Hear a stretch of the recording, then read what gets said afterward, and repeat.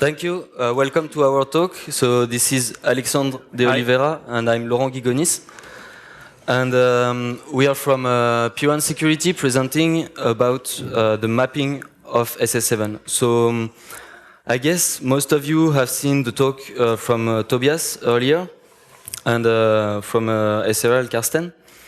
So this project is more going massive, and with the different vulnerabilities that were presented in the past, including the vulnerabilities presented today by Karsten and Tobias, getting a view of these vulnerabilities worldwide on all the countries and how to make a map from this to see what's the exposure worldwide on these vulnerabilities.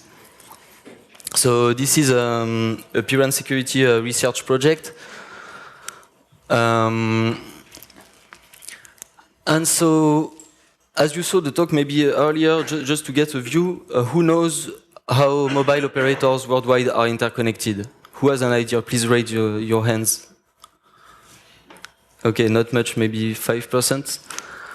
Okay, so basically these are two operators and two mobile operators in the world. They are interconnected together by providers called SCCP providers, and that's how you are going to be able to make calls between countries.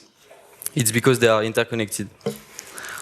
And so this was supposed for a long time to be a walled garden because it's a closed network. So mobile operators are interconnected via a closed network. But more and more, as we saw many times in previous presentation, it's not a walled garden anymore because more and more operators, more and more third parties are connected to the SCCP providers, and also some parties are connected directly to one operator, for example, governments for legal interception. Operators are also, of course, connected to internet, to GRX providers, various internet services provided by other companies, and that gives exposure on their network. So our goal here is to make a map of this whole internal private network. Like you have had a mapping on internet, here it's a mapping on the SS7 network. So in order to do that, we performed we created partnership with operators in order for them to help us making this. So we do it by having a probe scan inside the network of one partner operator. And then we send call flows towards other operators. And we do that from multiple operators. And so we get a view of the network. What's important to understand here is that our SS7map scan probe is inside the range of the operator, but is not considered as trusted. It's not in the roaming agreements list. So basically, it should not get answers because it's not a trusted node.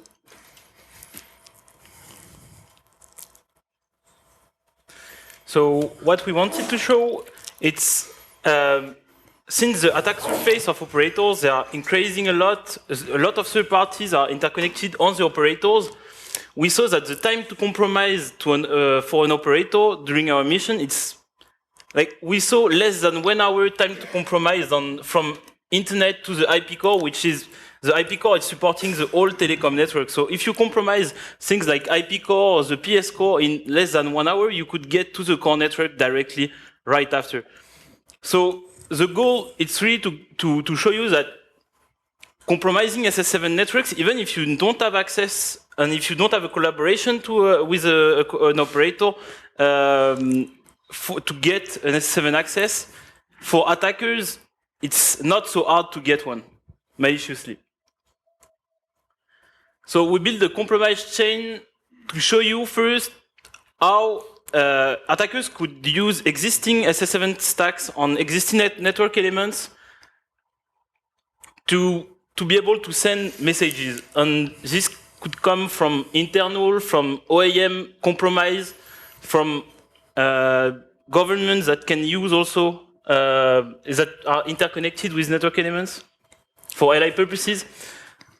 And as Laurent said, operators, when they want to interconnect with each other, they have roaming agreements, and these roaming agreements they define every network element that they want to be in this roaming agreement with GSMA RAX IR21 files, which contain all the network elements global title, which is the IP of network elements. So it will be a phone number, international phone number, that you will be able to access network elements through this global title. But what is really interesting is this file, we get it from the internet. So this should be completely private, but on the internet you can find IR21 files publicly available. So you will find internal GTs of operators directly accessible from the internet. So this is one of our sources. And you see also vendors, you see the network equipment location directly. So it's already useful for us. But you see also the SGSN, which is on the packet part of the core network. You see the public IPs of the SGSN. So it's not really public IP, it's in ranges of public IPs, but they are private for GRX network. And this means that you could take these IPs and you could check on the internet if they are not reachable, because normally they should not be reachable because it's inside a private network. But if it's something misconfigured, you could access them. And on Shodan, you can find a lot of GGSNs that should not be accessible on the internet directly. And this was only a query or GGSN on Shodan. So now let's take a look on what we can do and what it's inside an operator that we can do. So the first thing is taking a look to how it's address an operator. So how is address an operator? Usually you will have, it will define a prefix. So for example, on this operator, it will define a range only for network elements. Usually it's how it's done because they wanted to have all their network elements into only one range. But maybe since they are adding more and more network elements, they will add other ranges. So the ranges are so large that if we are not doing this smart approach of trying to understand how it's built the addressing space of an operator, you will not be able to find this network elements. So just to give a little view on this, the numbers here are global titles. That's how network elements on the SS7 are addressed. So the address space is much larger than IPv4, for example. So you can't just scan sequentially. You have to find tricks like on IPv6. So basically, that's why we are going to explain the different address spaces.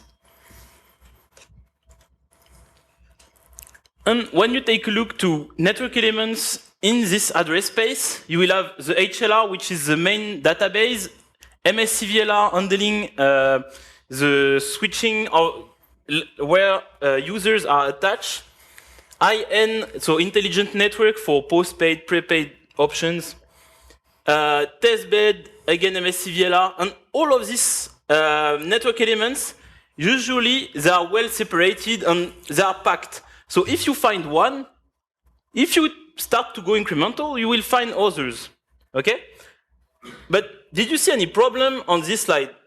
I see one, I see the test bed, which is directly on the production ranges of the operator. On this, it's often the case, because they wanted to keep always all the network elements inside the same range. So they put also the test bed into the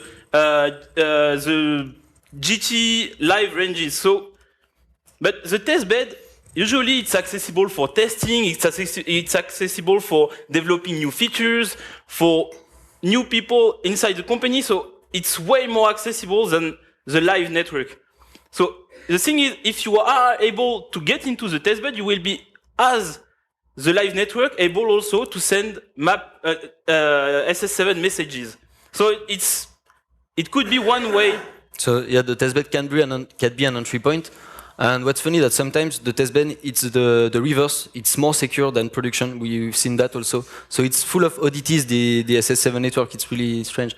And sometimes it's more secure because in production, they take the testbed, they validate, and then they need it to be more maintainable quickly because they want it to work. So they remove some security features.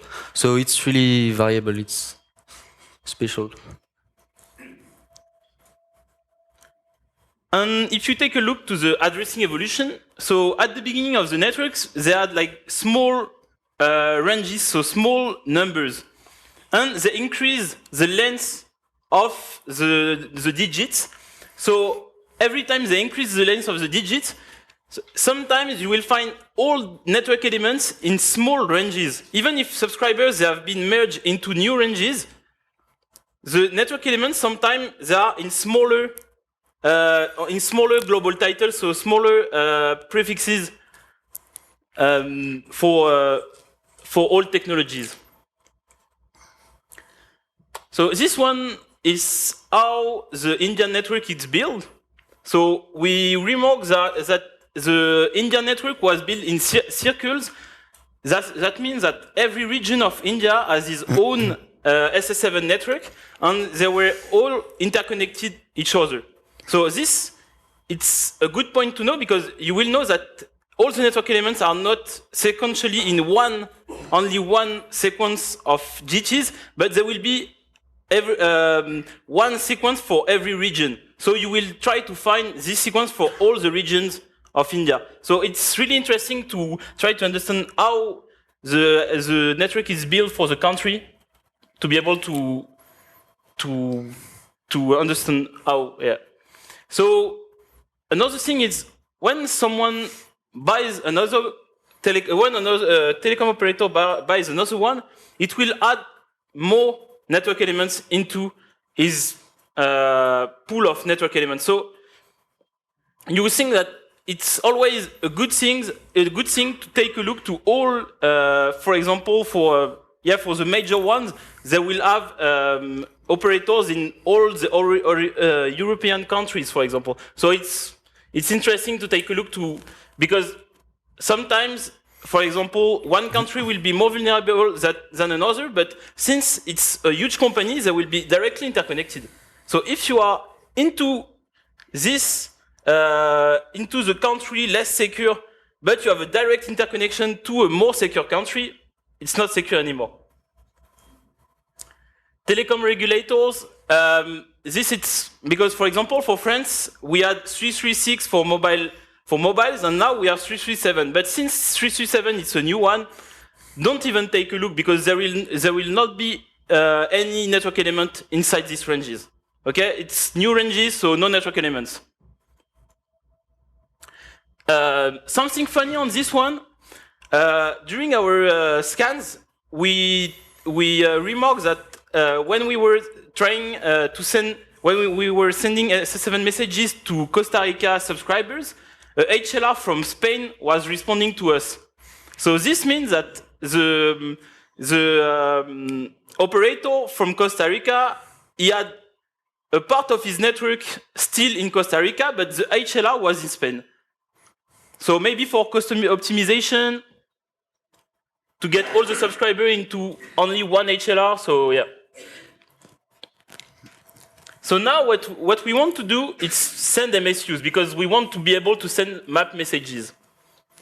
And the first thing that we want is to try to scan the network. So we can do it in two phases.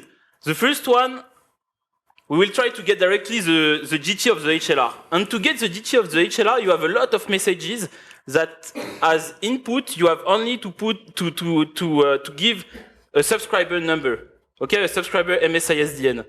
So these messages, you give them a subscriber MSISDN, you send them to the SS7 network, and in the routing of the SS7 network, the SS7 router will know that okay, it's one of my subscribers, so I give it to the HLR. So the HLR will respond to us, even if it's an abort, it will respond to us. So it's still interesting to know. And the second case is to use, as we saw before, the IR21, the ITU, but even your SMSC public GT. This one, you have it on your SIM card, right? You will find them on internet, the public SMSCs. And usually, since all the network elements are close together, if you take the GT of the SMSC, maybe by incrementing, you will find the other ones. It will not be so complicated.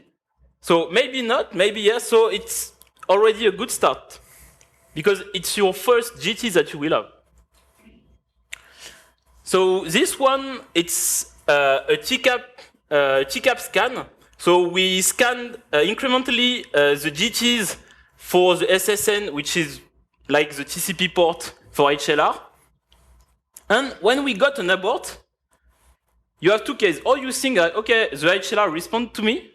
Or the second one is, okay, the SS7 firewall blocked me and he sent me an abort. So you have two cases, but at least, usually when it's a firewall, it will put as source your own GT.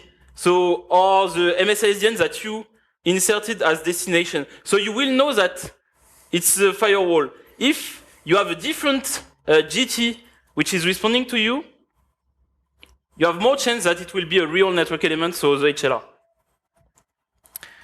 So as we see, all this network is full of oddities. One network can behave in a way, and you will scan another one. It will behave completely differently. Maybe the HLR will not be responding, and it will be some firewall in the middle that will not even put its GT. So from all of these behaviors, we built a scan engine, and taking some public data sources as input, as well as private data sources, in order to build kind of mobile operator database. And then the goal was to check the reality of all this data with the network. So we take data from internet, from SPCs, ISPC, from ATU, from some IR21 also can be good start. Also from attack reports from operators in order to put some risk already at the beginning inside our ratings. All this we give it to our scan engine that will run send the MSUs on the SS7 network, and from this we are going to generate mainly these 4 items. So the SS7map website that we are going to release now. Ratings per country, and then some part that are private operator security details. So we plan to release this publicly in the future. So maybe 6 months, that's what's planned. And also a threat intelligence on the SS7 network. Because we want to give operator a chance to first contact us, and we will send them directly, privately, the data of their operator. So we don't want to give it directly publicly, but first give a chance to operators to ask us, and we will send them directly this data. So what will be released today is only the country level of security from the SS7 roaming infrastructure. So in order to make this map, we need to send a lot of data, and so in order to then start to visualize it, see what message work, what doesn't, we generate some graph. We try to understand the network. So for example, here we send different type of messages. That's what you see at the bottom. So known ones, SRI SM, SRI, also interrogate SS, PSI that are less common. And we see how the network behaves. So here we started to list different kind of errors, but there are many kind of errors, and it's those oddities that will actually give us more insight on how to map the network. So on this one, what we see mainly is that many countries, many operators are answering actually to the requests that we send them. So it's there are 4 lines each time. The first one is positive answers, then you have no answer, and then you have 2 type of errors, 2 different type of errors. This is for ATI, this is for SRI SM, SRI and PSI. So you see that on this line, one dot is drawn every time it matches. It means if I have one dot here, it means that an SRI had a positive answer. So very often the bars of positive answer are quite dense, and even on SRI and ATI messages that were discussed by Tobias and Karsten earlier, you see that there are very much answers, even if they should not be allowed from INAT 0. That is the INAT 0 mean international, basically, for an operator. And at the beginning, we should not even have any answer for any of these messages because the GT from where we scan was not in the roaming listings. So one slide on some more oddities of SS7. This is the delay depending on the message that we send. Those are the different colors and the type of result that we get. So you see that, for example, sometimes we get answers 10 minutes after we send the message. So on IP, you would not even think about that. How can a machine answer 10 minutes after? We see some of this. Sometimes, so this was, okay, a special case. But you see that even if majority of messages are very fast to be answered, there is still a big part here that take between 10 seconds and 1 minute to get answers, and this depends on the countries. So this is also the delay time way to fingerprint the network and try to understand it and to map it. To see the different behavior and say, okay, this country is behaving like another one. Why? Maybe they share some specificities. Maybe it's a vendor related. Maybe it's something else. Maybe there's a problem. So from all this data, then we built algorithm in order to extract ratings and then ranking for countries and then a map.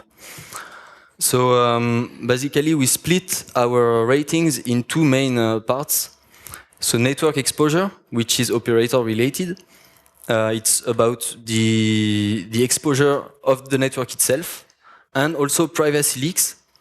Privacy leaks, it's related to the customer, meaning all of us. So it means if does my country or my operator really protecting my private data? Private data can mean location.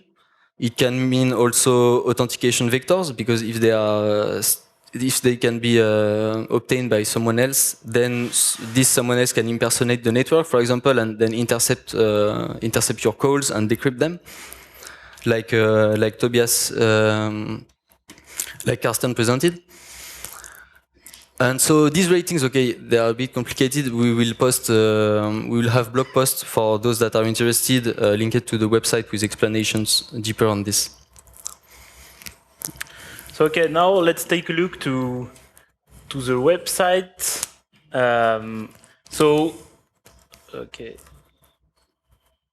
So this is the SS7map website, which will be released soon. So what you have a global risk, which is a calculation between the privacy leak and the next network exposure. So first, I will show you on the privacy leak. So when we take a look to the privacy leak tab, what we see is, okay, there is some countries in blank. This means that we don't have yet data, and since it's an in progress project, we will improve it and we will add more and more data during after the talk. So in the next months. So for example, if we take a look to the United States, because they have been like in the center of all the discussions about intercepting calls and all this stuff, we are giving a page. So this one will be directly accessible and will be directly public because it's for the country and not for specific operators. So we will give on the operators that we have the data that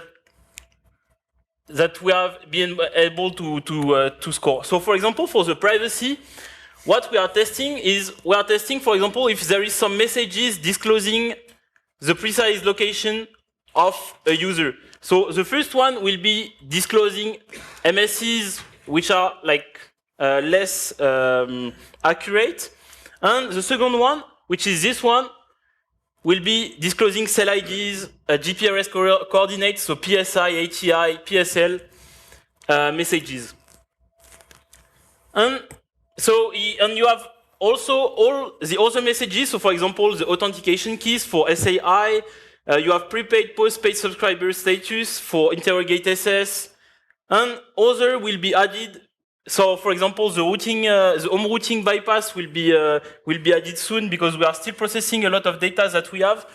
And the goal really is to give an overview of the vulnerabilities that you will be able to find in the operator of this country, and to really try to get a good vision of the security of the country.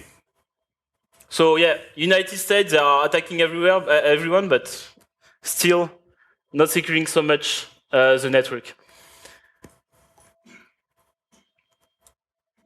So how we did it for privacy? So for the privacy leak part, first we took messages such as SRI for LCS, SRI, SRISM, ATI, and SendIMZ.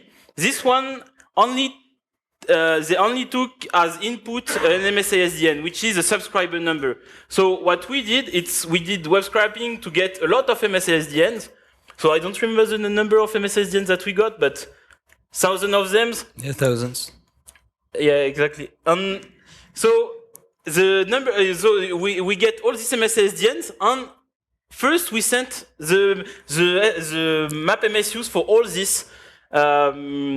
these messages. The only one that need another entry, it's the SRI LCS, which needs the GMLC GT. This one should be private, but sometimes you are able to get it because you can or sometimes it's not filtered properly, so they will not filter on the GMLC GT. So we saw that on some countries that are like giving directly the IMZ on the MSC via the SRI LCS, but okay.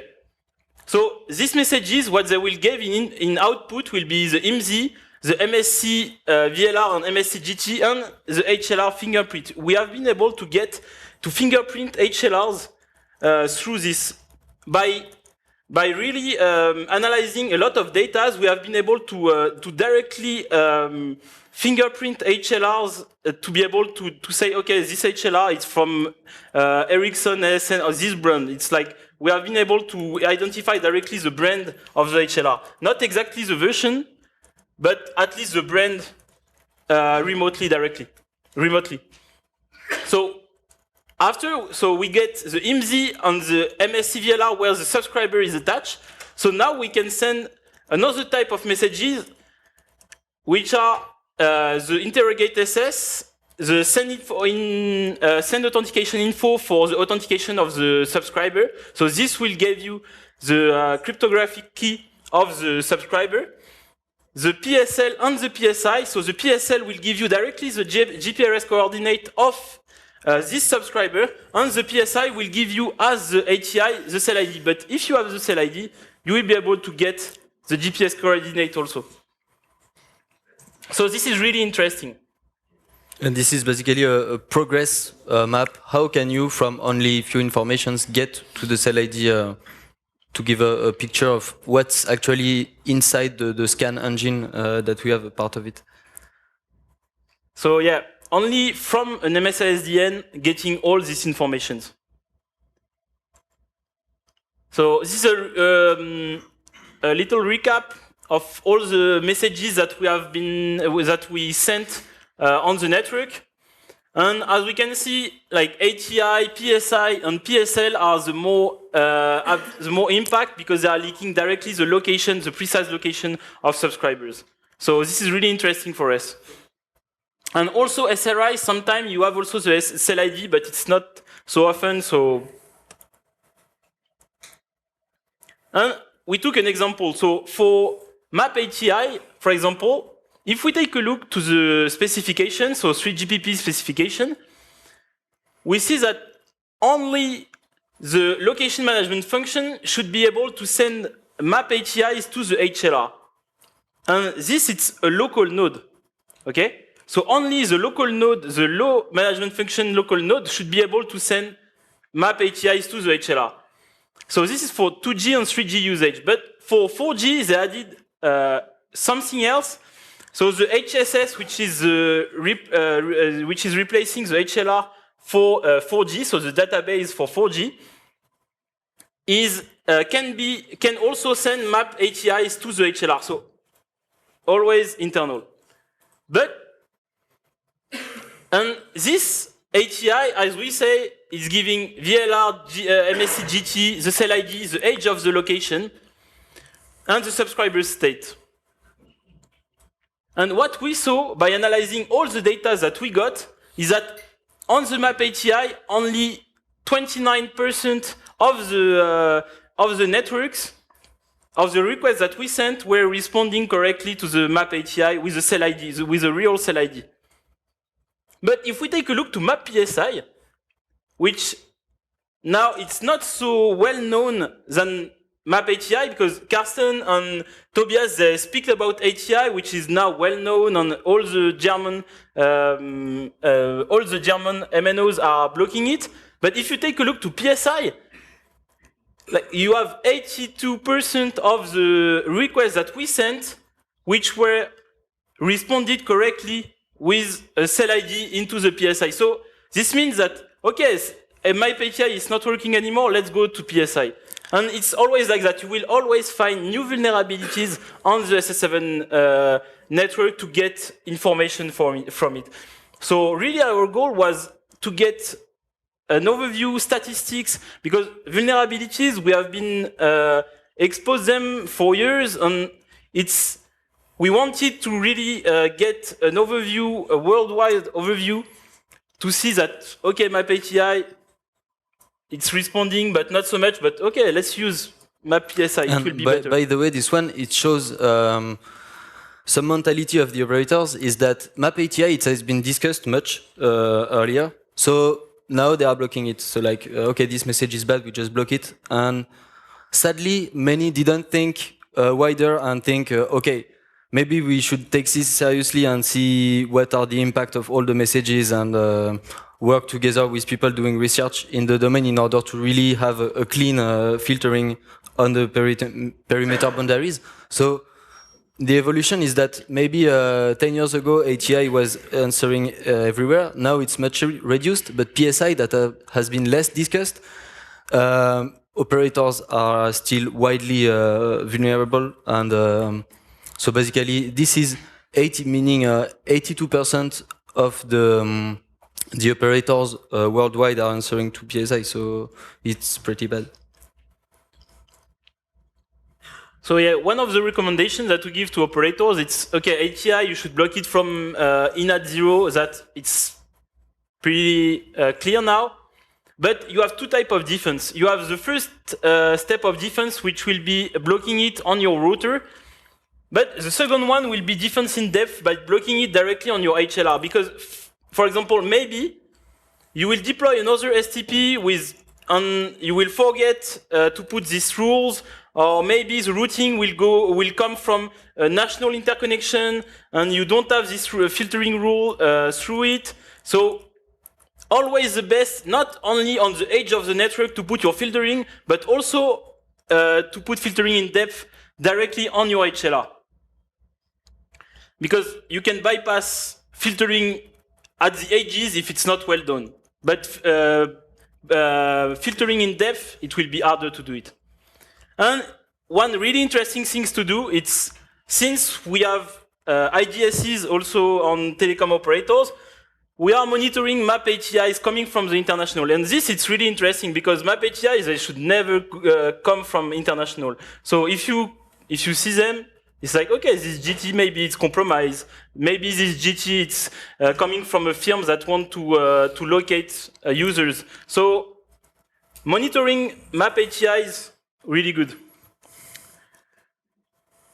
So now let's take a look to the network exposure part. So when we take a look to the privacy leak part, okay, it's look pretty yellow, but when we go to network exposure part, it's a bit more complicated for operators.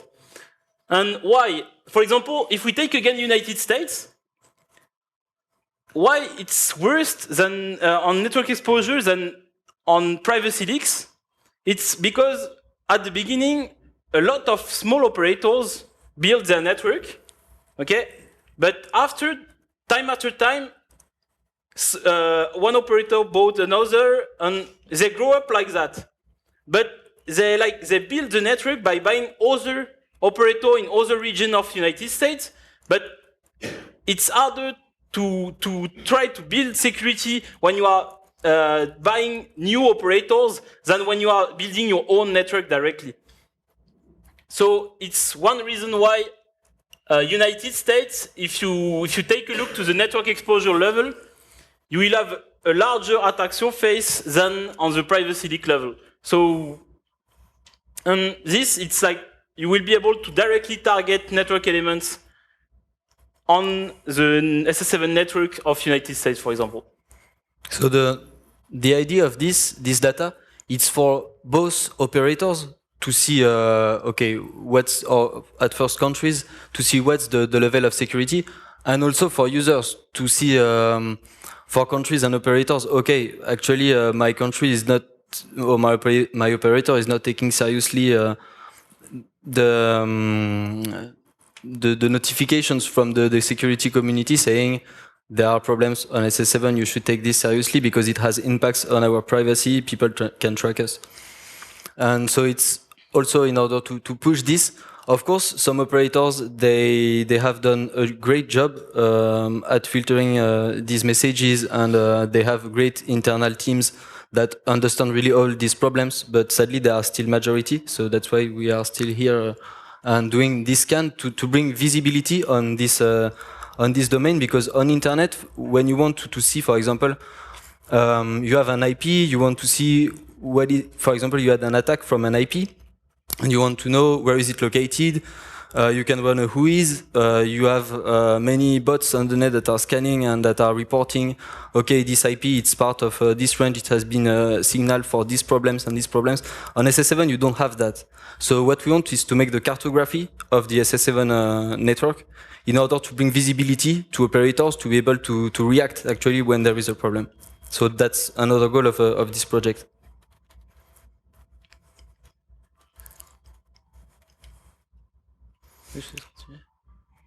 So now on network exposure, we have less messages, but we are still like a large part of map messages. So SRI for LCS, SRI for SM, ATI, these 4 messages, they will give us the MSC and VLR or VLR GT. So interesting to know, because you will have already real GTs are inside the ranges of the production network. You have map send authentication info. Why map send authentication info? Because it's one of the with the most like you get one of the map messages where you get the most most responses. So you are almost sure that when you send a map SAI, you will get the HLR GT back. Okay? And the last one, it's the TCAP scan. So this one, it's we developed it ourselves. It's sending specifically crafted TCAP messages to be able to scan GTs in large ranges by incrementing on the GTs, but also on the SSNs. Because SSNs, they are like TCP ports. And for example, for the HLR, the SSN, it's the number 6. For VLR and MSC, 7 and 8. So every network element will have its own SSN. So if you want to discover all the SS7 network, you will have to start doing things like that. And you will have 2 responses on the TCAP scan, or a TCAP abort, or nothing. TCAP abort will mean usually that there is something behind this GT. So a little recap also on the network exposure, where we got the most responses, the TCAP scanning, because it's like we can go for large ranges, really useful. And now the RICO part. Sorry. So as we discussed, there has been. I mean, SS7 is being looked at for many years, since 2007, one of the first public presentation, up to now, 2014. There has been more and more presentation, because this year it's 5 presentation on the subject, and it's a 20 years old technology. So actually the vision on this network is coming now, but it's really an old network. And what is happening, for example, with SCADA before? It will be for sure happening with telecom, because it's an obscure network, but more and more people are discovering it. So we make a quick recap of the last presentation, and from all these scans on the net, we were able to gather statistics for worldwide exposure of operators, to be able to see, for example, the location of a subscriber worldwide, how many % of operators are vulnerable, and for the call interception, also how many operators are vulnerable, to see how much work needs to be done still. And thanks to all this scan, we are able to see this and to see the evolution. So from now on, we have a base of results, and with running the scan continuously, we'll be able to see what's the evolution of all the roaming infrastructure ecosystem. Yeah, and this is really huge, because you see that 72% of operators that we scan, they were vulnerable to a precise location. So it's getting the cell ID or getting the GPRS coordinate of a subscriber. So this means that, okay, there is a lot of companies doing tracking, but if you get any SS7 access, even with a non-trusted GT, not in IR21 ranges, you will be able also to do precise location of subscriber on 72% of operators. Okay, and for the call interception, like 66% of the operators, it's huge, because it means that from the international, you will be able to intercept the calls of anyone. So from our point of view, it's good, because we see that actually security is bad, but from the perspective of the operator, it's good also, because it can see its exposure change in the time, and see publicly that, okay, people see that actually things are moving on and things are changing for our security, and that so the changes don't go unnoticed.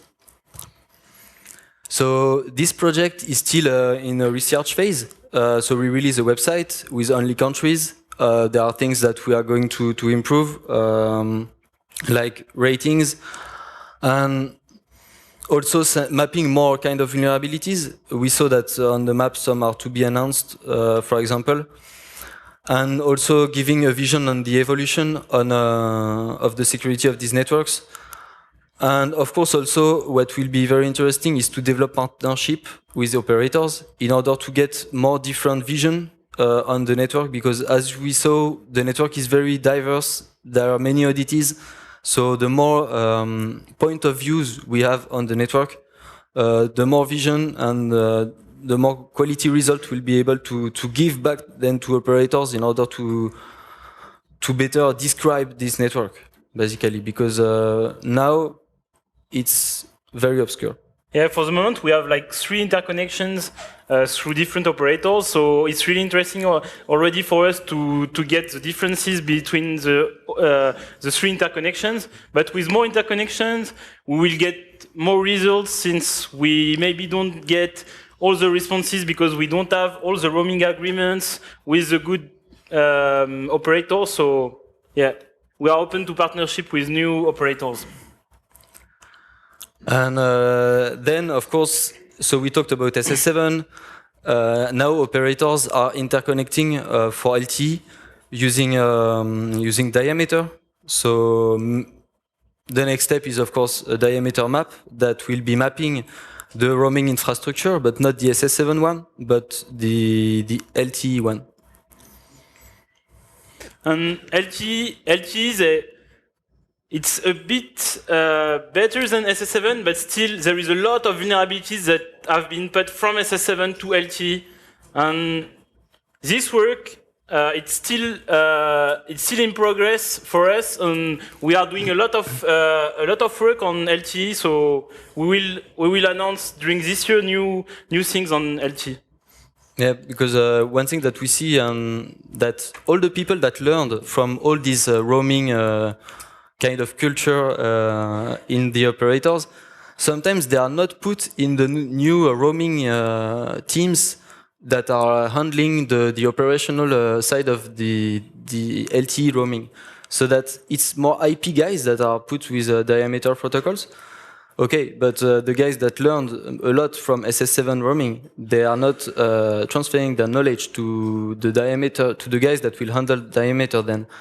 And all the logical aspects of SS7 are kind of transferred to diameter. So the attacks logically many attacks are logically the same.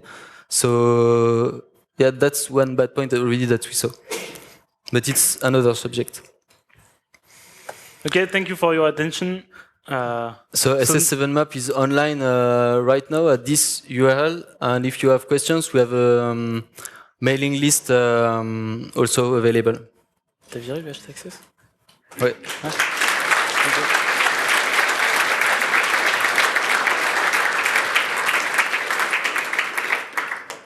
If you have any questions, please do line up at the 4 microphones that we have here.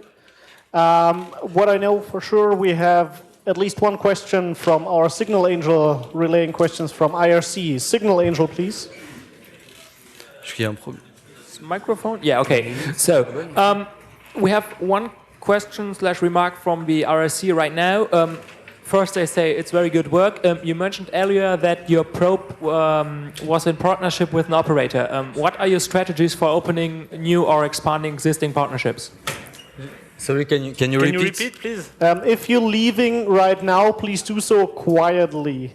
Yeah. Thank you. First, they said that you did really good work. And Thanks. then they ask, you did your probes in cooperation with some operator, and if you have any plans or strategies for getting new partnerships or extending your collaboration. To extend our collaboration, the best way to do it, it's like operators, they want to be more secure, and what we are offering to them, it's to work with them in a real partnership to help them to get more secure, and by helping us to scan the network, we help them also by giving them the information that we get from the scan to improve their security. For example, when they have an issue and they have one GT that they identified as a source of an attack, we can come and help and see, can we find this GT in these scans, and then we develop, we discuss with us and we react on this. And also then if they are okay to partnership with us, we go and validate all this probe that is sending messages with them, and we show how it works and how it will improve their vision on their own network and on the network worldwide.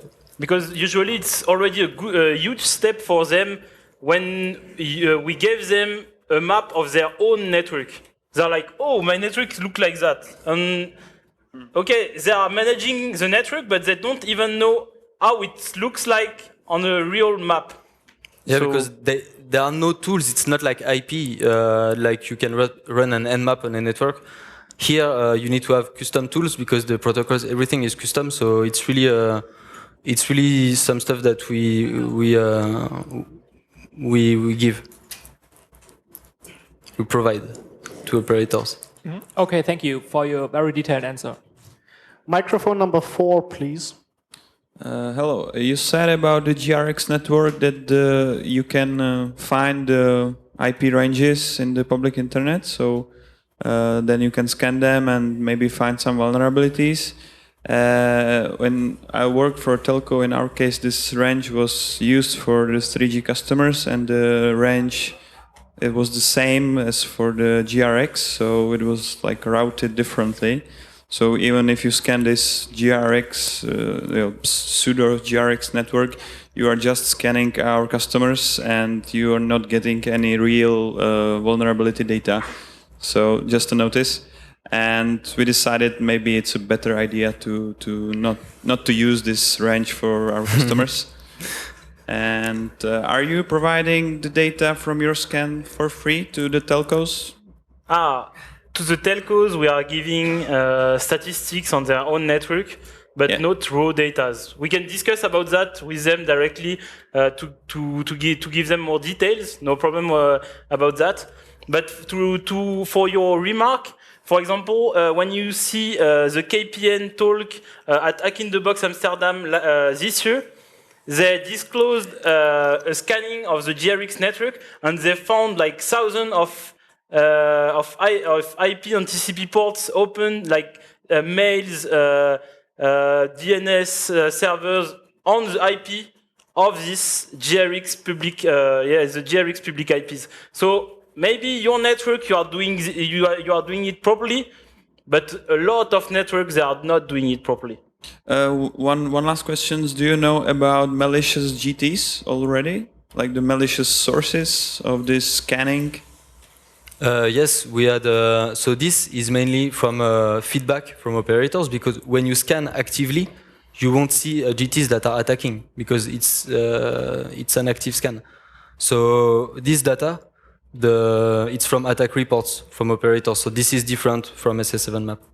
Thank you. And we have also an IDS in telecom running, which is giving us feedback, like for example, ATI is coming from international. So this would be more fitted, but this is not for SS7map, the detection of GTs that are malicious. Microphone number 2, please. Yeah, just a short one. Do you have the German dataset with you? Could you give us a sneak preview maybe or something? But USA is quite interesting, but I'm more interested in actually a European country or something. Of course. Thank you. So for Germany, for example, we got 4 operators. So this is the coverage that we have. Sometimes we don't scan all the operators of the country. Here we have all of them. So for the privacy part, it was pretty good, but the network exposure, there is still improvement to do. So privacy part, they are blocking a lot of messages. So ATIs, for example, as said Carsten and Tobias, but all the messages they are not blocking them. And yeah, but it's important to keep in mind that it's still an in progress project, so we will improve our scanner on all our scan engine. So the goal is to bypass all the protections also, because we learn every time how they protect the network. So we try to bypass it to get vulnerabilities on the networks. And yeah. But so here quickly, here the number 2, for example, it means 2 different map messages are allowing an attacker to get a subscriber location. So this means that in Germany, per operators, there is a mean of 2 messages that allows someone to get a location of the subscribers of the operators. So that's not good. That's why it's in red. So we have a colors on this. So when it's red, it means pretty bad. When it's yellow, it means it's bad. But it's not. So. Of course, the ratings are relative to other operators. We could not put everyone in red when it's bad, so it's kind of adaptive, and we are waiting also for feedback. But I trust the data that you are here. We can discuss it if you have also. Microphone number 4, please. Hello. You talked about exposure of subscriber data, but Is there also an exposure of network data? Like, could you count the number of subscribers or? So there is exposure of network topology data. Yes. So when I talked about the ratings, I talked about two main categories: privacy leak level, that is here, and network exposure level, that is here. So those are the two main categories. And then you have subscores. So for network exposure level, we have the SCCP attack surface, which is basically the number of network elements that we were able to discover. And then the fact that whether we were able to fingerprint it or not. So that's the second one. And then we have a potential change of prepaid, postpaid status. That means that, and here it's quite low, so it's good. This rates the fact that someone can modify data on the infrastructure. On the subscriber plan directly. So passing from example from prepaid to postpaid. So this is a vulnerability for the network. Yeah, of course, but in the protocol there aren't any extensions for how to say attached network or for to get the routing or something like that. There are extensions for protocols, for SS7 protocols like map extensions. Yeah. And this data, we still do not have it processed and normalized in a way that we can display a score, because there is much steps before getting a score from the raw data of the scan. So this is coming. This is the work in progress that we are doing. But for now, that's what we can present per country.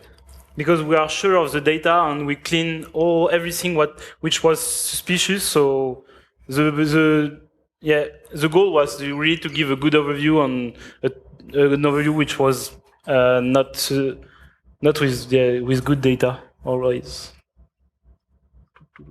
So we still are missing also some countries, for example, but this will come, and there are countries where we have less answers. So there are countries where we are more confident. This will move on, and we'll get a full map with a full view on this network. And then in 6 months, after discussions with operators, we'll be able to release a per operator rating. Do we have any more questions? There's one on microphone number 2, please.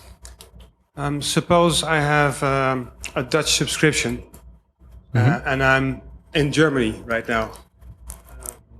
How do I interpret your risks and the vulnerabilities you found? I assume that the worst of both will apply to me at the moment. So I go back to the Germany country. So this means that...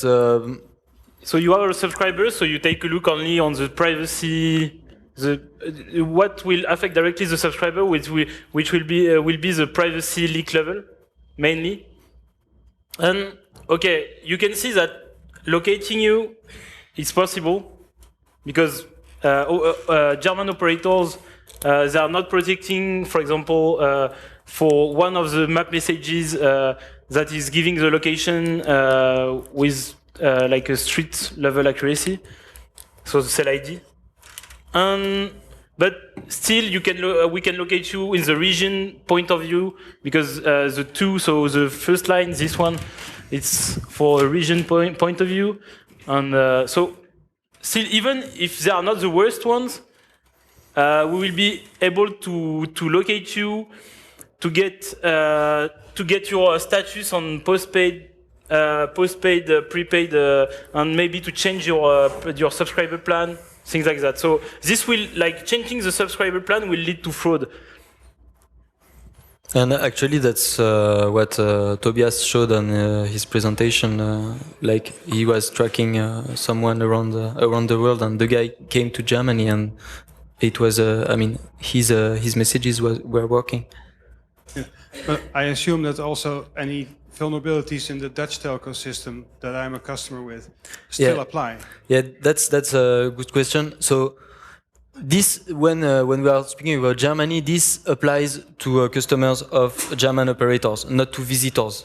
Yes. Visitors, it will be so when we'll have more statistics on the security of visited country, we'll show it. But for now, it's for home network. Meaning, if I'm French in a French country, then the security related to my my SIM will be the one for France. Okay. Thank you. Any more questions? No. Please give a warm round of applause to Alexandre and Laurent. Thank you.